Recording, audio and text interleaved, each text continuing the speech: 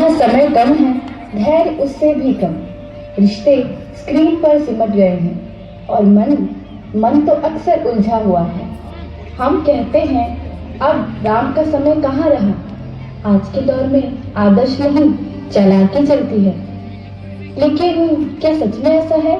जब एक बच्ची अपने गुस्से को समझ नहीं पाती, जब एक बॉस आदेश तो देता है पर विश्वास नहीं, जब दोस्त छोटी सी बात पर टूट जाते हैं और जब भाई जमीन के लिए भाई का दुश्मन बन जाए, तब सवाल उठता है, क्या आज भी हमें राम की जरूरत है? राम कोई सिर्फ राजा नहीं थे, राम हर उस मन में है जहाँ धैर्य है, जहाँ करुणा है, जहाँ नेतृत्व डर से नहीं उदाहरण से चलता। यह नाटक किसी ग्रंथ का पाठ नहीं, यह हमारे आज की कहानी है। स्कूल से लेकर ऑफिस तक, दोस्ती से लेकर परिवार तक। आइए देखें, क्या इस कलयुग में भी मन में राम बस सकते हैं? और अगर बस जाएं तो जिंदगी कैसे बदल जाती है? आइए देखते हैं।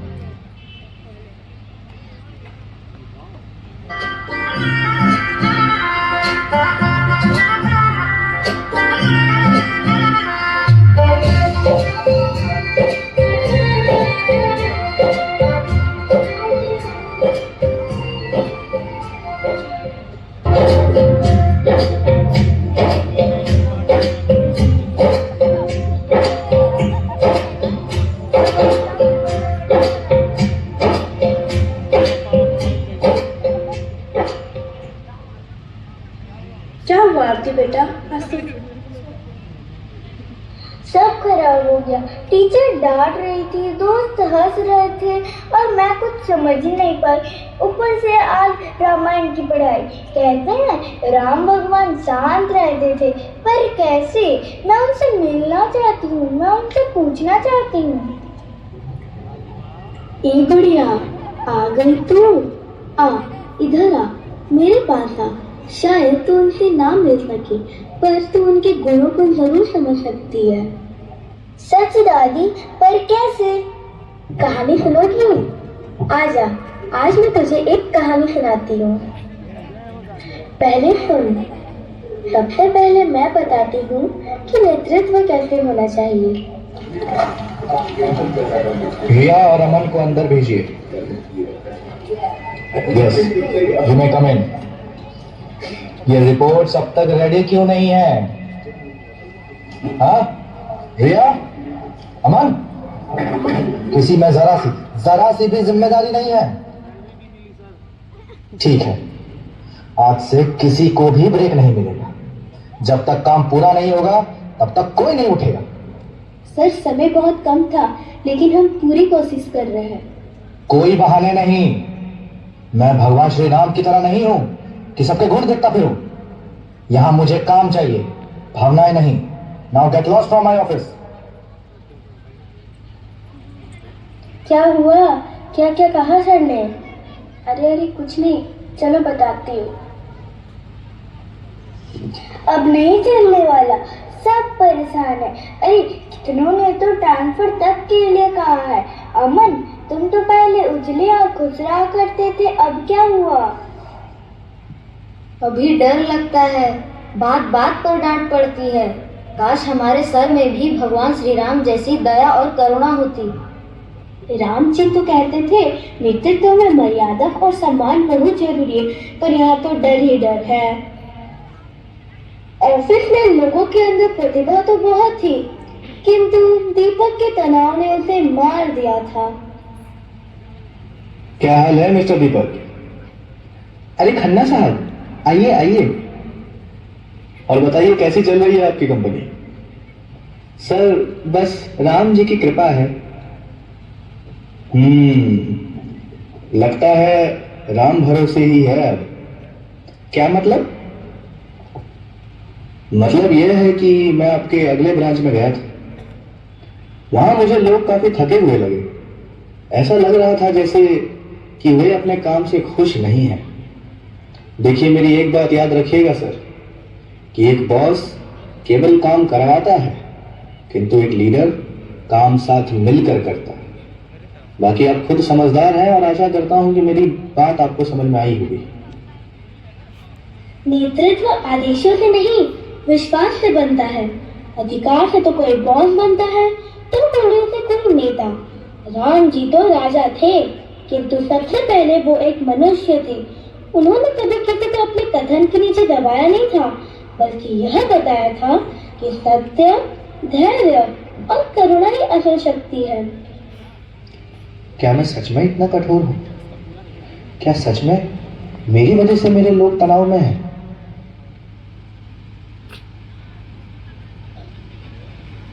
उस दिन कुछ देर सोचने के बाद दीपक ने आभास किया अपने मन में राम, वो राम जो आज के जीवन में कहीं न कहीं ओझल हो गए हैं।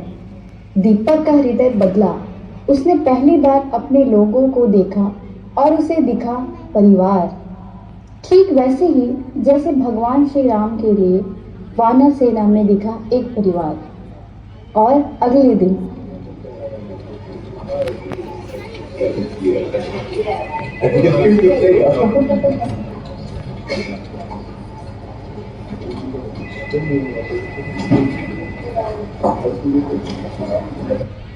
A very very good morning everyone। आज आगे बढ़ने से पहले मैं आप सभी से माफी मांगना चाहता हूं। अमन, शायद मैं कुछ ज्यादा ही कठोर था, मुझे माफ कर दो। चलिए, अब की बार से हम सब मिलकर अपने डिजाइन बनाएंगे, एक दूसरे को सपोर्ट करेंगे और मिलकर आगे बढ़ेंगे। और हाँ, ब्रेक भी मिलेगा, ठीक है? सो रिया, वो रिपोर्ट्स लेकर आओ, मैं तुम्हारी मदद करता हूं। और सीमा, तुम वो डिजाइन्स लेकर आओ। और अमन, तुम इसमें सीमा की मदद करोगे। Okay? Now come on team, let's do this. We can do this now. लेकिन दादी, दीपक ऐसे यूं ही अचानक बदल कैसे गए? हृदय में राम बसते हैं ना, तब ऐसा ही होता है। आरती बेटा, जरा देखना दरवाजे पर कौन है। हाँ मम्मी, देखती हूँ। अरे निखिल और अजीत, तुम दोनों यहाँ? आरती, चलो हम खेलने चलते हैं। हाँ चलो। एक मिनट, मैंने कल तुम्हें मैसेज किया था, तुमने मेरे मैसेज का रिप्लाई क्यों नहीं दिया? मैं बताता हूँ। मोबाइल में बैटरी नहीं थी, रिचार्ज खत्म हो गया, ये नहीं था, वो नहीं था, वही सब पुराने बहाने। एक मिनट, मैंने कब ऐसा कहा? तुम तो हमेशा सही कहती हो। क्या मतलब है तुम्हारा? उस दिन तुमने क्लास में क्या कहा था? मेरी शक्ल छिपकली की तरह, तुम्हारी शक्ल जो मेंढक की तरह, उसका क्या? अरे मैंने ऐसा कब कहा? उसी दिन तो कहा था। हटते फटे मोबाइल की स्पीकर, स्पीकर की बैटरी। जो बोलना है मुझे बोल। तूने मेरा दोस्त को बोला ना कुछ भी कर बैठूंगा। हाँ तो ऐसा थोड़ी कर देगी।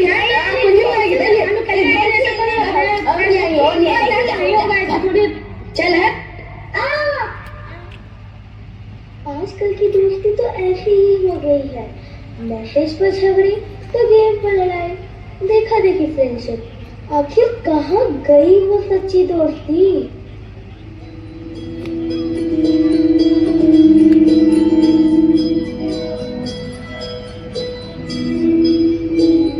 हाँ, ये तो दोस्ती स्वयं प्रभु श्री राम ही सिखाएंगे।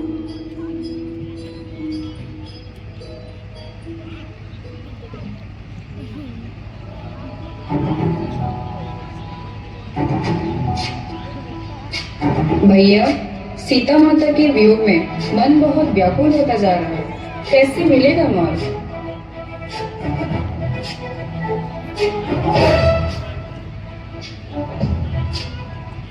प्रभु, मैं आपके चरणों का दास हनुमान, मेरा सौभाग्य है कि आपकी सहायता के लिए तत्पर हूँ। मैं वचन देता हूँ, सीता माता की खोज में मैं अपनी संपूर्ण शक्ति लगा दूंगा। प्रभु, जिस प्रकार गिद्धराज जटायु ने अंतिम श्वास तक आपकी सेवा की, उसी प्रकार मैं आपका मित्र बन हर संकट में साथ खड़ा रहूं। हनुमान, सच्ची मित्रता वही जो बिना स्वार्थ, बिना शर्त के तुम मेरे प्राणों से भी अधिक प्रिय। ये मिलन सिर्फ भक्त और भगवान का नहीं था, ये दोस्ती, विश्वास और समर्पण की शुरुआत थी। प्रणाम महाराज, हम सब आपकी सहायता निश्चित रूप से करेंगे, परंतु मेरा भाई वाली वो अत्यंत ही शक्तिशाली है। वह इतना शक्तिशाली है कि रावण जैसे राक्षस को भी वो परास्त कर सकता है। महाराज, मुझ जैसे आप तुच्छ नहीं है महाराज सुग्रीव, आप धर्म से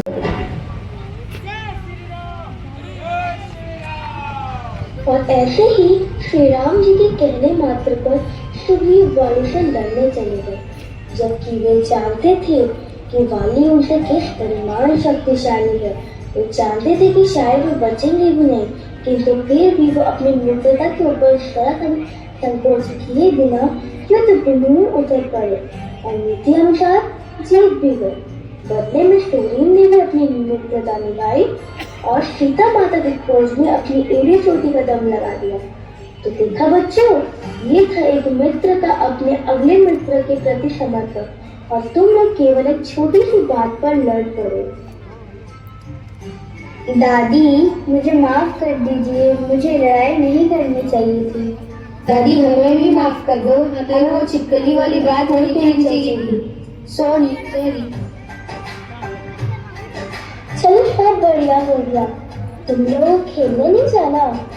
चलो चलो चलो चलो चलो।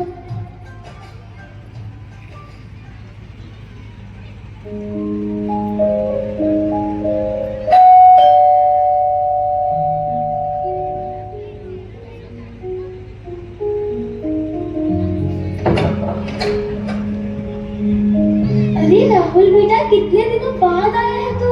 अंदर आ, अंदर आ, बैठ बैठ बैठ। कैसा है तू? कैसा है तेरा परिवार? सब राम भरोसे ही है माँ। मेरा बरसों से बसा बसाया बिजनेस सब बर्बाद हो गया। ये तो क्या बोल रहा है बेटा?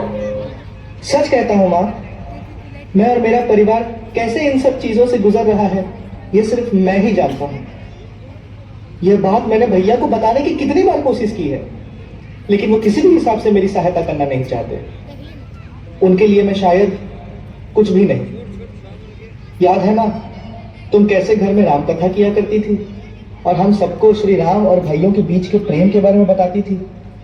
लगता है भैया ने तब से लेकर आज तक कुछ सीखा ही नहीं। जुबान संभालो अपनी राहुल, ये सब तुम अपने बड़े भाई के बारे में क्या कह रहे हो? तुम्हें जरा से भी शर्म नहीं आती? आखिर कैसे भाई हो तुम? आप चुप रहिए भाभी, ये हमारे परिवार का बीच का मामला है। जितनी आपकी हैसियत है ना, आप उतने में ही रहिए। क्या कह रहा है, क्या कह रहा है? जरा फिर से कहना तो।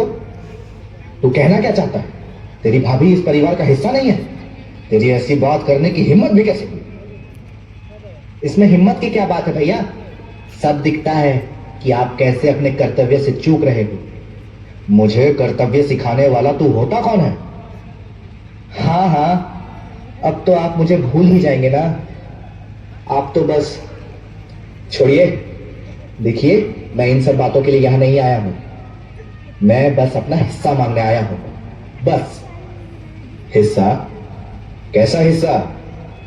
हाँ, हिस्सा जो हमारी पुरानी जमीन का हुआ था, उसका हिस्सा मुझे अभी चाहिए। कौन सी जमीन, कौन सा हिस्सा? तू तो मुझे अपना भाई नहीं मानता। क्यों मानूं मैं? जरा बताइए, क्यों मानूं मैं आपको अपना भाई? कहते हैं पिता के बाद बड़ा भाई ही पिताजी के समान होता है, लेकिन आप में ऐसी कोई भी बात नहीं भैया कि मैं आपसे रिश्ता रख सकूं। अरे जा, उससे रिश्ता रखना भी कौन चाहता है? अपने आप को ले और निकल यहां से। और मेरा हिस्सा नहीं दूंगा। जो करना है जा कर ले। भैया, आप ठीक नहीं कर रहे हैं। मेरे हाथों से कुछ भी हो जाएगा, मैं कह देता हूं। अरे जा रे, तू मुझे धमकी देता है? तुझे तो मैं। रुको, जरा ठहरो। ये जो शोर सुनाई दे रहा है, ये केवल दो भाइयों की लड़ाई नहीं है। ये हर उस घर की कहानी है जहां रिश्तों से बड़ा हिस्सा हो जाता है। बताइए, मैं आपसे पूछ रही हूँ, क्या जमीन माँ से बड़ी होती है? क्या दौलत खून से भारी हो जाती है? जब भाई ही भाई का शत्रु बन जाए तो उस घर में भगवान भी कैसे ठहरे?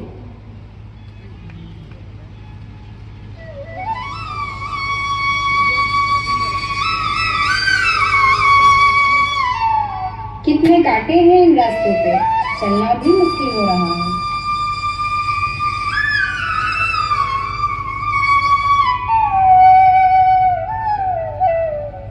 जीवन के रास्ते भी ऐसे ही होते हैं लक्ष्मण। यदि हम दुख सहकर भी दूसरों के लिए राह आसान कर दें, वही सबसे बड़ा धर्म है।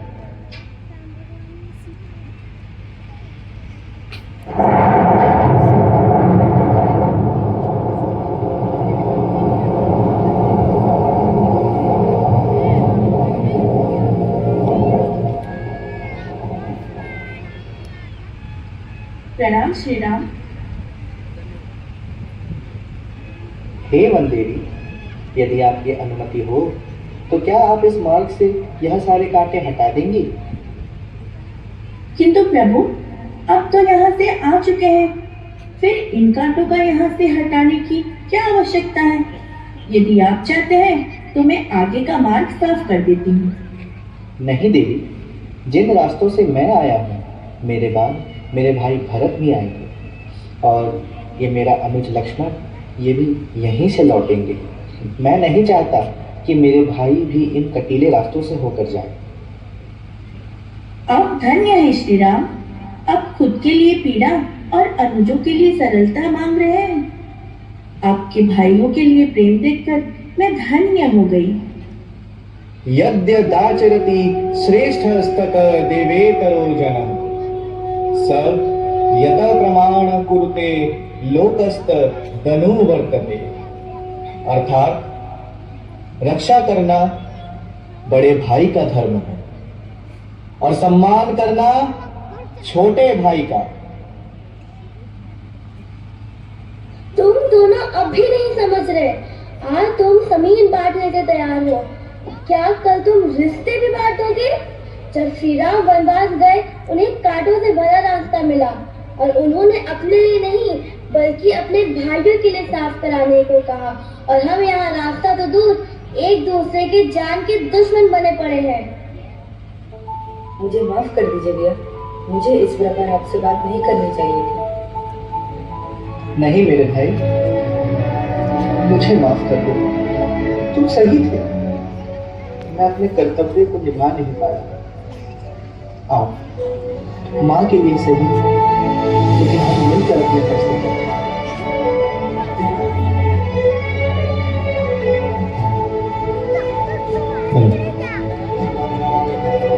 मेरे अंदर मेरे राम, तेरे अंदर तेरे राम। मेरे अंदर मेरे राम, तेरे अंदर तेरे राम। यूं ही अंतर मन में बसे हैं अपने अपने सबके राम। यूं ही अंतर मन में बसे हैं अपने अपने सबके राम। मेरी शक्ति मेरी राम, मेरी युक्ति मेरी राम, मेरी तपस्या मेरे राम, मेरी भक्ति मेरे राम। ये कोई अवतार नहीं, सृष्टि का चमत्कार नहीं, मेरी हर कोशिश में बसे हैं मनमोहक वो है मेरे राम। आदर्शों की सत्ता राम, अपनों की महत्ता राम, संबंधों की शिखा छू सके ऐसी मेरी समिधा राम। निष्ठा के सागर है राम, वात्सल्य की घाघर है राम। मेरा साहस मेरे राम, विश्वास मेरा है मेरे राम। मेरा प्रेम वात्सल्य मेरा, त्याग मेरा कौशल्य मेरा। प्रेम मेरा, वात्सल्य मेरा, त्याग मेरा, कौशल्य मेरा। मेरे हर एक रोम रोम में ऐसे बसे हैं मेरे राम। जिनको अपनी पूंजी समझूं, जिनको अपनी पूंजी समझूं, प्रयत्न सिवा ना करूं आराम। जितना आपको मैं तरासूं, उतना मिलेंगे मेरे राम, उतना मिलेंगे मेरे राम। राम को यूं ही समझना होगा, राम को यूं ही समझना होगा, अपने आप से उलझना होगा। अपने भीतर ढूंढोगे तो अवश्य मिलेंगे तुमको राम। अपने भीतर ढूंढोगे तो अवश्य मिलेंगे तुमको राम। अगर राम नहीं बचे जीवन में तो शेष बचा है तुम क्या करोगे सोचो। अगर राम नहीं बचे जीवन में तो शेष बचा जीवन तुम क्या करोगे सोचो। अपने जीवन की उपलब्धि का खेल रचा है क्या, ये तुम सोचो। सबके अपने अपने गणित हैं, सबके अपने अपने गणित हैं, विश्वास है सबका अलग अलग।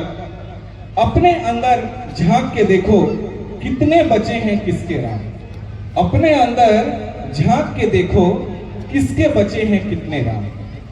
इन सब से अगर राम बने, जीवन का प्रमाण बने, इन सब से अगर राम बने, जीवन का प्रमाण बने, तो फिर तौल कर देखा जाए कितने बचे हैं किसके राम, कितने बचे हैं किसके राम।